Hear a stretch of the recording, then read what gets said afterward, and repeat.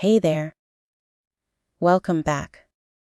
Today's story isn't just for learning English. It's for feeling it. We'll practice listening and speaking through a story about love, chance, and a little bit of magic. Just listen carefully, repeat after me, and let your voice follow mine, like a shadow. Ready? Let's begin. Part 1. The Ordinary Day. My name is Emma Miller. I live in a small apartment in Boston with my roommate, Maya Chen. I came here for university, chasing dreams, coffee, and a little independence. That morning started like any other. I woke up to the sound of soft rain tapping on the window. Maya was still asleep, her blanket wrapped tight like a cocoon. I nudged her shoulder. Wake up. We're late? She groaned. The sky looks terrible today. It's going to rain all day. I can feel it. I laughed. Then let's just run fast. Classes ended at 40:30. We still had one more. An evening literature class at 5:30. But right before it started, Maya looked tired. She sighed. Emma, I can't make it. You go without me, okay? I hesitated. Are you sure? She nodded. Yeah, I just need rest. So I went alone. Part 2. The rain arrives. When class ended, it was already dark. Thunder rolled above the city. Then rain. Heavy, cold, endless. Within seconds, I was soaked. No umbrella, no taxi in sight. Just streets shining like black mirrors. I looked around, desperate for shelter. That's when I saw it. A small bookstore at the corner of the street. Old. Quiet. Its yellow lights glowing through the rain. I ran. Pushed the door open. A bell rang softly. Hello. I called out. No answer. Only silence, and the smell of old paper. I walked between tall shelves filled with dusty books. Every step echoed softly. Then, I heard it, footsteps behind me. Part 3. The stranger. I turned around. There he was. A tall man. Dark hair, green eyes, his jacket dripping wet. Sorry, he said, smiling. Didn't mean to scare you. I exhaled. It's okay. I just came in because of the rain. He laughed. My too. Guess we both ran out of luck tonight. He held out his hand. I'm Jake. Emma, I replied. For a moment, we just stood there, listening to the rain crash against the windows. Thunder rolled. Somehow, the silence between us didn't feel awkward. It felt safe. Part 4. The Book That Glowed. We started walking around the shop together, brushing past shelves full of forgotten stories. Then Jake stopped. Look at this, he said, picking up an old red book. It had no title, no author, nothing, just a blank cover. He opened it carefully. Inside, the handwriting was old, written in black ink. He read aloud. To the two people reading this together, your story begins tonight. But we both froze. That's weird, I whispered. He smiled nervously. Probably just a prank. Then, the lights went out. The entire bookstore went dark. I gasped. Jakey? I'm here, he said. Then I felt his hand find mine, warm, Steady. He squeezed gently. Don't worry. I'm right here. In the darkness, something glowed. A soft, blue light. One of the books on the shelf was shining. We walked closer, slow, almost holding our breath.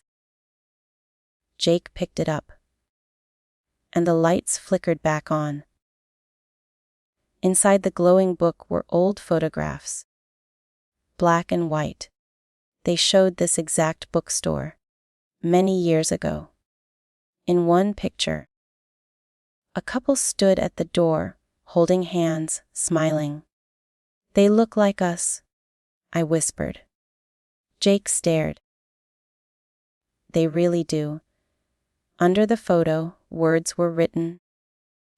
Sarah and John met here on a rainy night in 1952. They fell in love. They married a year later. This bookstore brought them together. I looked up at Jake. His eyes were quiet, but full of something deep. Do you believe in fate? He asked. I don't know, I said softly. Maybe I'm starting to. Part 5. The old woman. Just then, the door creaked open. An old woman walked in. White hair, kind eyes, holding a small lantern. Oh, good, she said, smiling. You found the special book. The what? I asked. She pointed to the red cover in Jake's hands. That book only glows for two people meant to meet. It doesn't happen often. Maybe once every few years. Jake chuckled. That's a nice story. She smiled wider. Maybe, maybe not. My parents, Sarah and John, met here on a night just like this. I froze. Your parents? She nodded. They fell in love in this very store. And that book was the first thing they touched together. The woman opened the door again. The rain had stopped. You two should go now, she said gently. But come back soon. Jakey and I stepped outside. The air smelled clean. The street glistened under soft yellow light. That was surreal, I said. Jake nodded.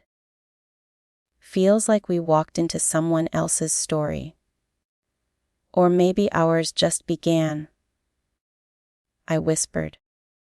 Part 6. The morning after I couldn't sleep. I kept replaying every moment. The rain, the darkness, his voice, the way he held my hand. Maya noticed. Emma, you look tired, she teased. What happened? So I told her everything. She smiled wide. Girl, you're in love. I blushed. I just met him. She laughed. You don't need time to feel something real. Maybe she was right. Part 7. The return. The next morning, I couldn't sit still. Something inside me told me to go back. To the bookstore. I ran there. Heart racing, breath quick. The bell above the door chimed. And then, hi, Emma. I turned. Jake was standing there, smiling softly.